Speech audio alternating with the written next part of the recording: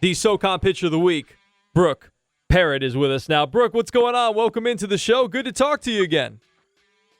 Hey. Congratulations on the no-hitter. Or the perfect game, I should say. First and foremost, have you ever gotten an opportunity to throw a perfect game before? I know you were talking a little bit off the air. You mentioned maybe some no-hitters and whatnot, but ever anything close to a perfect game?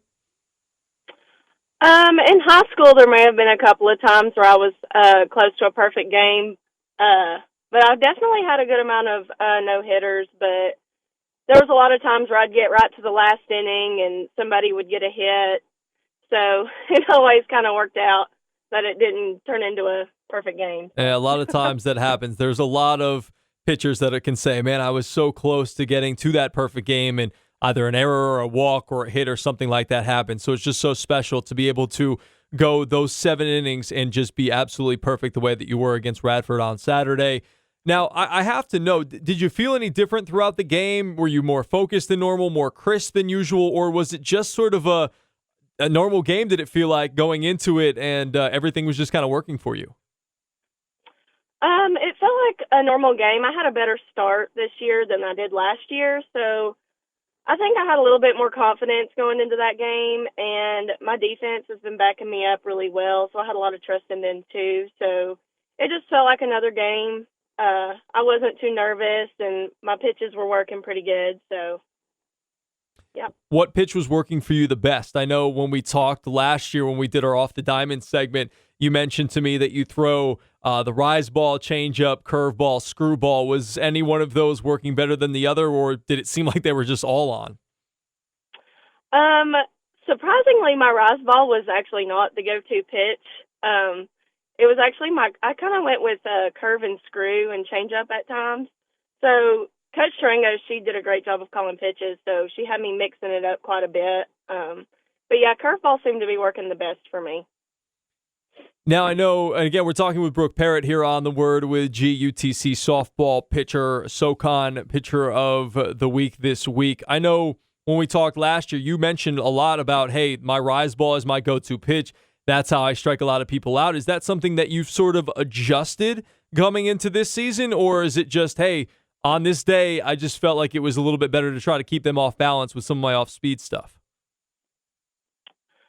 It was more of just like wanting to mix things up more, especially since I've played a year. You know, there's scouting reports, so everybody knows that I throw the rise ball.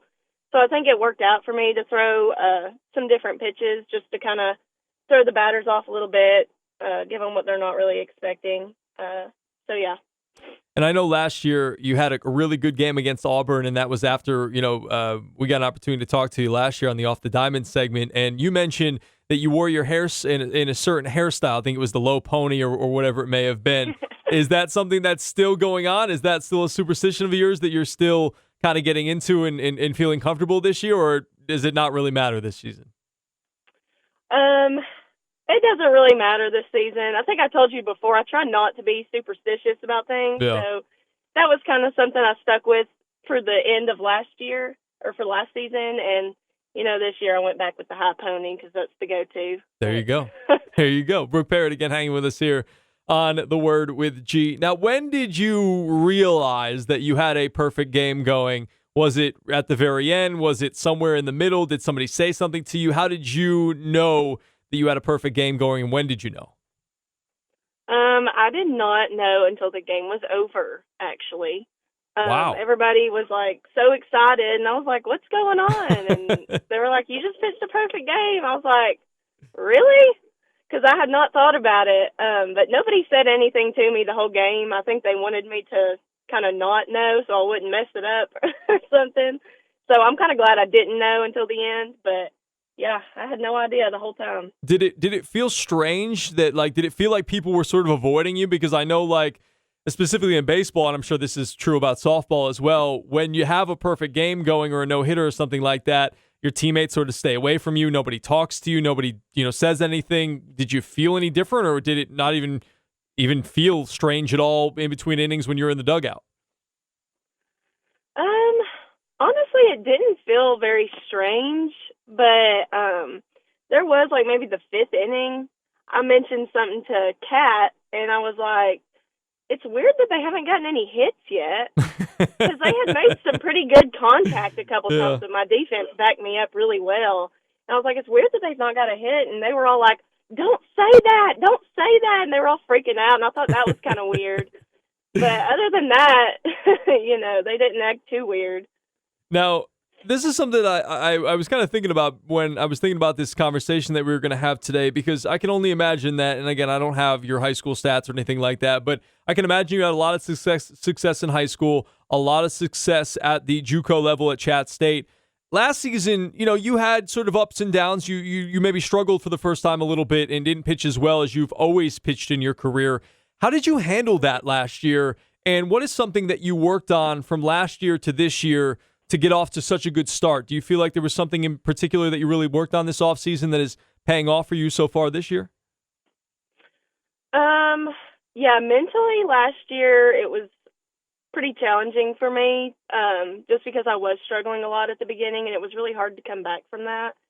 But once I got comfortable, I started pitching better. But this year, I think I've just kind of had the mindset that, like, I did this all last year. Like, I know what to expect. Like, I know that I can pitch to the teams that I'm pitching to. And so I think it's just more of, like, I'm more comfortable this year. So I haven't been anywhere near as nervous. Definitely was nervous, the first game of the season against Northwestern. But I think it's just that I've gotten more comfortable, and I've been through it a year now. And so I just kind of know more of what to expect. Yeah. Yeah, that comfortability factor is definitely a big thing. Now, is there anything that you worked on from last year? Like at the end of the year, did Coach Tarango say anything to you, your pitching coach, about, hey, you need to work on this, that, and the other thing? Or did you take anything personally upon yourself to say, all right, I want to sort of change this from last year going into this season in 2022? Coach Tarango has definitely had me, like, working on mixing up pitches more. Mm-hmm. So I've started throwing, like, a drop ball a little bit.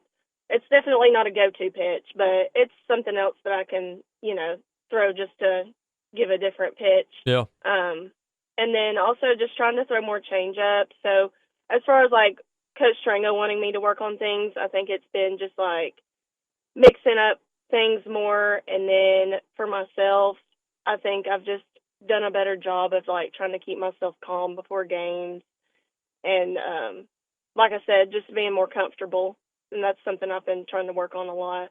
Again, we're hanging with Brooke Parrott here on The Word with G, UTC Softball pitcher. Before we talk a little bit about your team in general, just what are some goals that you've kind of have for yourself going forward this season? I know, again, you've gotten off to a very good start with just as well as you've been pitching.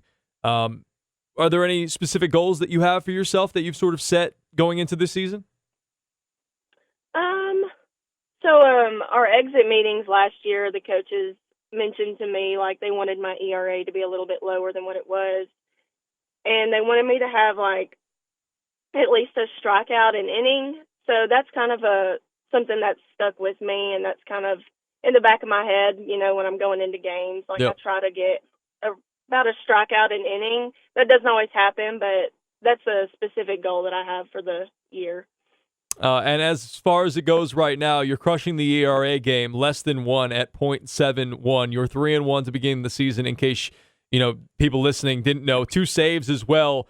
Pretty close to that strikeout per inning, 29 and 2/3 innings pitched, 22 strikeouts. So keep pushing, and I'm sure you'll get there by the end of the season. But just continued success there with the season that you're having individually. But now, just talking about your team a little bit, what is the biggest difference that you see with this team this year compared to last year? Our team is really young this year. Mm-hmm. And so that's a huge thing. And a lot of the girls kind of don't really know what to expect. But everybody has really high expectations, and I think it's going to be a really good season. We keep improving every weekend also, as far as, like, hitting and, defense also. And then finally, what are you most looking forward to for the rest of the season for this group? Conference is always really fun. So I'm really excited to start playing conference games. I feel like those get a little bit more exciting than, the preseason games or pre-conference games. Yeah. So I'm really excited to start playing conference games with our team. And now, are you a little jealous that the hitters have like the home run chain that I saw with the suite? Like, it almost looked like a diamond studded mock on there. Do you guys have anything like that in the works for pitchers in terms of like a no hitter or maybe say a perfect game, something like that? No, we don't actually, but they're doing this new thing this year where we get like these bird feet stickers. And so I think the pitchers, we're going to get a bat. And so anytime like we get like a certain amount of strikeouts or we do like a perfect game or anything like that, we get like a certain amount of bird feet stickers. And we're going to use a bat just to be funny because we don't hit. Yeah. And we're going to put all of our stickers on that. So I guess that would be like kind of something like that for the pitchers. Well, yeah, that's just something fun that the pitchers can get into. I know the hitters usually get a chance to have a lot of fun with those home run chains and things like that, the different things that goes on around teams and programs and whatnot. But, Brooke, thanks so much for spending the time chatting with us here on The Word with G on ESPN Chattanooga. Again, congratulations on the perfect game. Continued success this season. Can't wait to get out there, check you guys out this season. And if you are in the area, head on out to Frost Stadium. They've got more games this weekend. Hopefully we'll be a little bit warmer, and it's just a beautiful stadium if you haven't been there. Very good softball team, and, of course, you get a chance to watch Brooke pitch, and you never know what she may do in the circle. So, Brooke, appreciate the time and continued success this season.